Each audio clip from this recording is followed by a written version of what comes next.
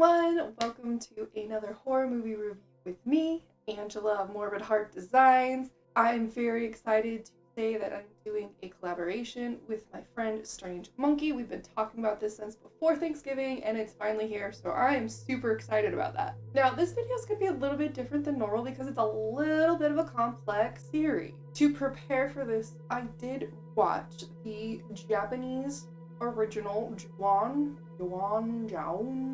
not sure how it's pronounced. I don't know much Japanese beyond Domo Arigato, Mr. Roboto, and that's not even all Japanese. I also watched the 2004 American remake starring Sarah Michelle Gellar, and then I watched this one. And I felt it was important to watch all of those because I'd never seen the Japanese original and rewatch the American version because they take place at the same time as the 2020 The Grudge that we are talking about today. And while I talk about it, you get to watch the time lapse of this being created, and Strange Monkey is also going to make an appearance in this video. To start off the discussion, I want to start with the 2004 American remake. I was a young adult when it came out, and I remember it being a fuck ton scarier than this movie was. I vividly remember the scenes that terrified me and ruined hiding under the blankets that my 19-year-old self had definitely been doing to hide from ghosts and scary things. You know, like my entire life, like most of us. If you can't tell, I'm still bitter that this movie fucked that shit up for me. Overall, it was a well-acted movie, a story. The little bit of gore that you saw was pretty cool. Like, the one actual scene of gore was tense, not scary. And I remember going, it's not too bad at the time. Now I'm like, no, a bad horror movie. This is not good. I remember my horror-loving friends saying that the Japanese one was so much better, so I was excited to watch it for this video. However, the first half is pretty much like situation by situation of the American remake. I didn't start enjoying it until more of the last third, not even third, maybe quarter of the movie, where it focuses on the detective's little girl who had been in the house as well, and her friends, and being haunted by her friends. I found that a lot more interesting as far as the lore, the capabilities of the spirits, and what can happen. But overall, I found that movie to be slower paced, and it is over a decade old. It's one I would say watch once. I wouldn't watch it again. I wouldn't recommend watching it a million times. I'm definitely glad I watched it finally. But watching both of these movies didn't set my expectations high for The Grudge 2020. And before I go into my spoiler review, I want to give my friend Strange Monkey the platform.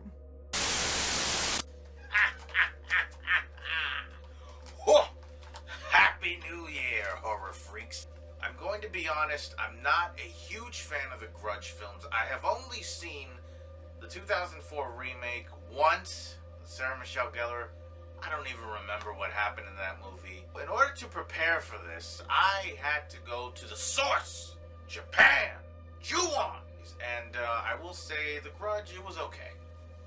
It's, you already know what to expect in January. A film that promises to be scarier than anything that you have ever seen before, and some people would say it would be lackluster when you go and it's lackluster, half-assed, mediocre. You already know what to expect. This film is somewhat of a continuation of the American versions of the Grudge films, because this takes place in 2004, then in 2005, and then in 2006. You following me here? I like the acting.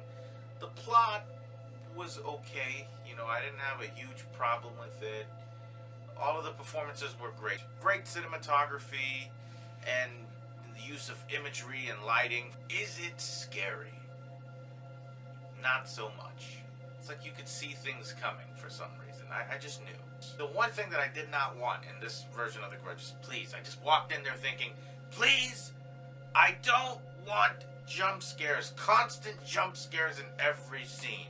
Towards the end of the movie, that's what we got, and I was like, oh, And I wasn't scared, I was just annoyed. Some people weren't too happy with the plot and the pacing. Some people thought it was boring. I think if you found it boring, you probably weren't paying attention. You have to pay close attention to this film to understand what is going on. But overall, I thought it was alright. We all have different opinions on this film. But I want to say that The Grudge is alright. It's what you can expect in a January horror movie, unfortunately. They tried. It's not the greatest thing. It's not Midsummer or anything. It's just right there in the middle. It's alright. So for the most part, I do agree with Strange Monkey's review on The Grudge. I just have some huge issues with the continuity of this movie. For example, I believe it was in the 2005 timeline. There is an old couple, and the woman kills her husband and chops off her fingers. He's been caring for her, and now he's dead, so she goes, "You can't feed me anymore." You're first introduced to her in the 2006 timeline when our main character, the detective, the focus of this movie, finds this woman sitting here bleeding and a dead, decayed body in a chair in one of the sitting rooms. However, when you see what happened in the past, we know from how they've established finding a dead body, then it had been like 6 or so months since that incident happened. So in my mind, this old lady would have bled out if she hadn't received medical attention since she hacked off like all her fingers. But we know she didn't die then because she dies in the hospital in the main character's timeline, in the 2006 timeline. So she lived without medical attention, and there's no scene or no clip saying, hey, she's done this to herself a long time ago, or she's re-injuring herself, or something like that. And that totally ruined a lot of the possibilities to me.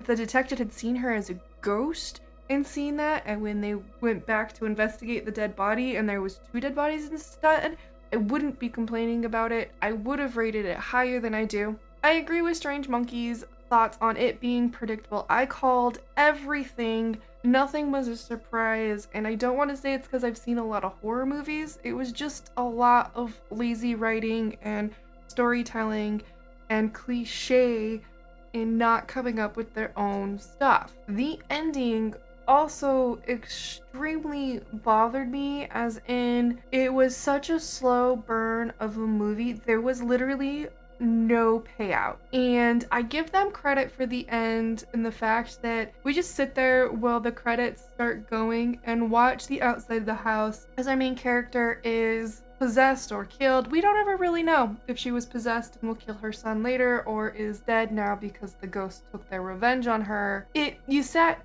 with all this going on and just the audio. That was an interesting choice. I'm not opposed to the choice, but it just felt so lackluster and blah. The theater I sat in was about half full, and we all just kind of were looking at each other, group to group, going, what the fuck just happened? What the fuck did we just watch? Why did we watch this? Overall, I knew not to expect a lot of this movie, but I'm still disappointed. I thought it would be a little bit better, especially because Netflix is coming out with a Grudge series, and in my mind, with how the series is and how this remake went, I do not think another one should be made. I don't know if that's just me, if that's you. Let me know in the comments below. Do you care if another one's made? Because I sure as hell don't at this point, and I don't want to watch the Netflix series, but if you want me to and review it, I'll do it grudgingly. That was a party. I give this movie a 1 zombiever out of 5. If you have seen it and you really like this, please also tell me why. I am genuinely curious. What about it caught your eye or made you happy? And let's see if you can change my opinion. Well, I hope that you enjoyed this video. It's definitely a little bit different than what I normally do. From my dark heart to yours, have a wonderful day. And please don't die before my next video.